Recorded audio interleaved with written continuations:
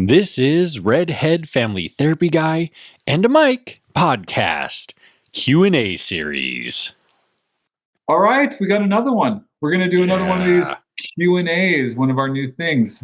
So welcome to the podcast Q&A series. And this is the Redhead Family Therapy Guy and a Mike. Oh, I didn't say guy. My brain's not working. What I'm here for. Thanks. And I'm John. And I'm Michael. And it's good to be with you. We got some fun questions. All right, so I'm going to ask the fun one this time. Awesome. All right, so I wanted to ask this in one of our interviews the other day. I thought it'd been great. We got to do this one again. Maybe this becomes our standard Star Wars question: is what color lightsaber would you pick for yourself if you were a Jedi Master, or maybe if you want to be a part of the Sith Lord universe? I don't know why somebody would want to be a baddie, but they're tantalizing. Yes. So what color lightsaber would you want to have, Michael? So let me give a little preface to this question, because this question is actually not an appropriate Star Wars question, because you don't choose your color. And let me explain. But it's a great question. I love it because it's fun. But it chooses you? Essentially. So in Clone Wars, I think it's season 5 of the animated series, the Dave, is it Fiollini? I can't remember what Kevin said. He is mad at you. Yeah, it's okay. Correct me, Kevin, in the comments. So Dave Fiollini, the Dave Fiollini series of Clone Wars, I think it's season 5. They have the Padawans go to I can't even remember, but there are temples or something. There's like 2 places where kyber crystals can be found, and this may be different now. That was like Legends canon, maybe that was something I read at some point, but maybe there's more. But anyways, they go to wherever it is where you can get the kyber crystal. And so the way that it works is you go, and the Force essentially kind of guides you to your kyber crystal. And then once you find your kyber crystal, the Force determines the color. So all kyber crystals are supposed to be like translucent or clear, like a quartz crystal. Got you. And then the Force determines the color. Your personality or your traits or character or vibe or energy, if I am remembering correctly, manifests. Yes. So, mine would manifest orange.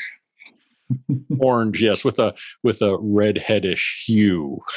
There you go. So mine would be green. I've always loved green, and I just want to throw this out there too. My favorite hilt is Obi-Wan's second edition hilt. I have no knowledge of hilts, but mine is bad A. I know that. There's lots. I actually have a Luke, which is actually I have an Anakin /Luke /Rey hilt, if we're going through the line of possession. The line of succession. Yes. So do they change color then? Would it change color? The crystal, or the cyber crystal becomes it doesn't, at least in the movies. It just stays the color. But when you get your new kyber crystal, the Force then but I'm pretty sure it stays. That's like, you see, like Grievous, General Grievous collects them, and they're all different colors. I think that's cool.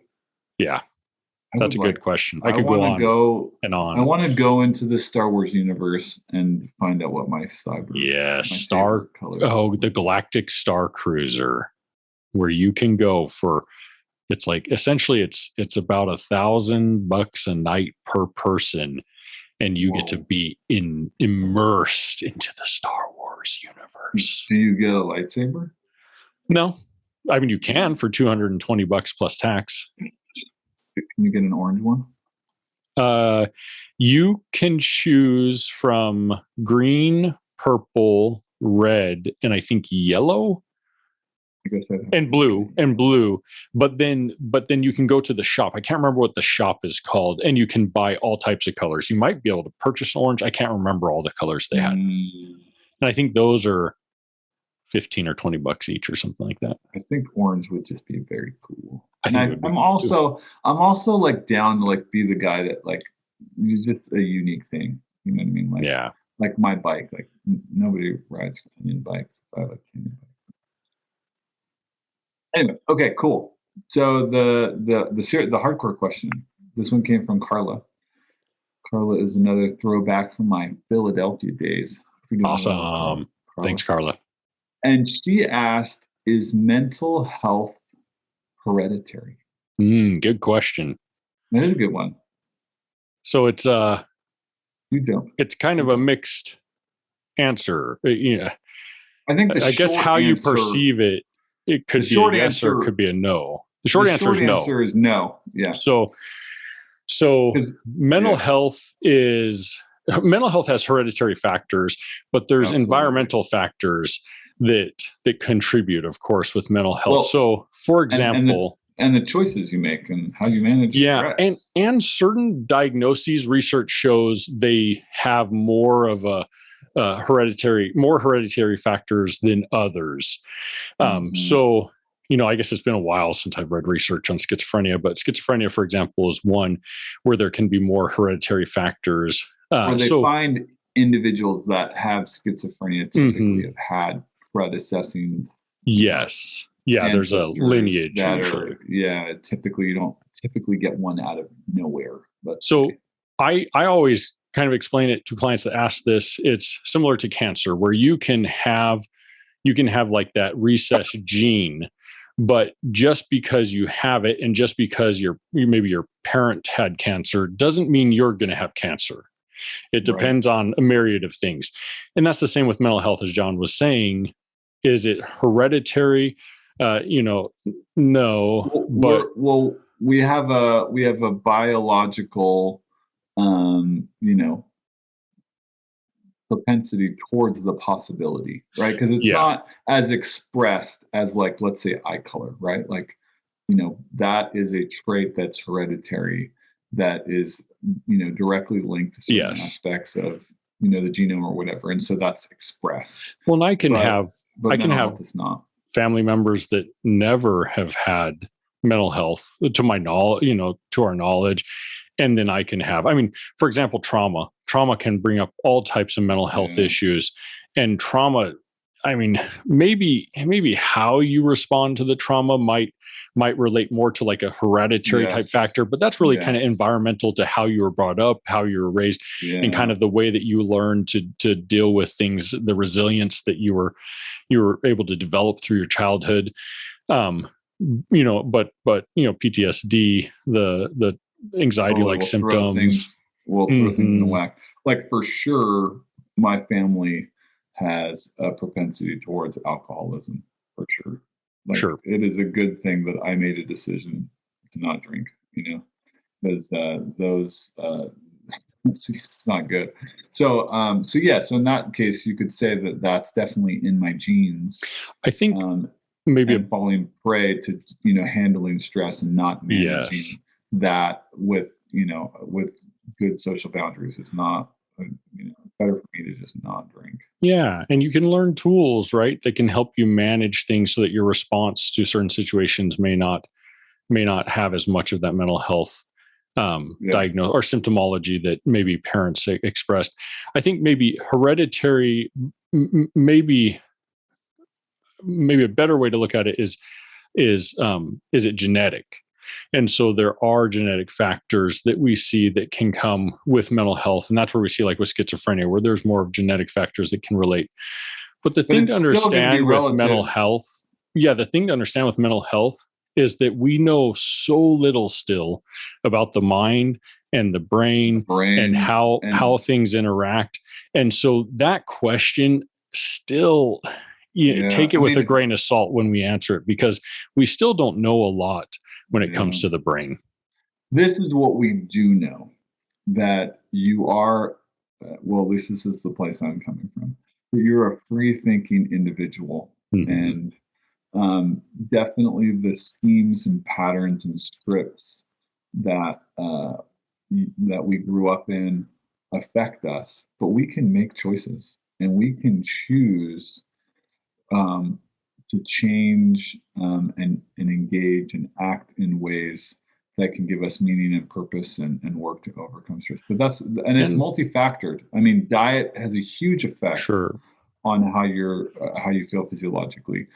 Sleep has a huge effect on how you're doing. There And are a lot of different factors in the puzzle of mental health. yeah, And so your physiological genetic makeup is a part of that puzzle. It's one of them. sure. And it definitely has an impact.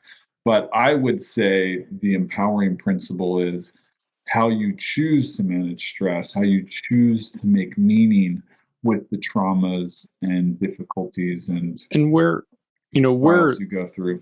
where there may not be, so where this differs slightly, there are certain disorders. So when you get into psychotic disorders, when you get into, for example, schizophrenia, schizoaffective disorder, you get into bipolar 1 with mania. Mania is one thing where really there's got to be a lot of regulation, medication to really regulate how you respond, because agency can be diminished significantly when you're having a full-on manic episode, when you're having a full-on psychotic episode, or just full-on intense stress. Sure. Right? Because that's when the break happens, right? Yeah. When you just keep piling on and piling on and piling on, economic stress, somebody dies, you get sick. When you pile and Sure. you can't function anymore, then you break. And when those break happens, it gets really bad. I mean, that's what we don't ever want somebody to be under so much duress that they have a break, because those really mess you up and it's hard to come back from. And you can have psychotic features, right, when you have breaks like that. Absolutely. But those three: major depressive disorder, depending on what features present, but schizophrenia, schizoaffective, major depressive disorder, bipolar 1. So bipolar 1 is different than bipolar 2. Of course, we're talking about full-on manic episode versus hypomanic, and not to get into too much terminology here, but there are a handful of disorders where research shows there are more, if we were to say, genetic components that play into that. And when we talk about agency, we have to be careful, right? Because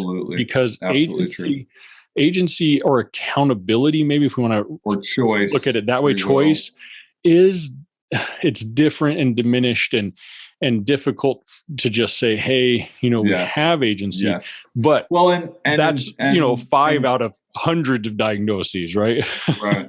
And that's when we talk about that that population that's affected by that extreme, it's going to be a smaller population. It is. I mean, really, if you look on the grand scheme of things, that is a small population. Yeah. So for the most average, decently well-adjusted, or even if you've been through decent trauma, you can make a lot of decisions about where you're. And that doesn't mean it's easy.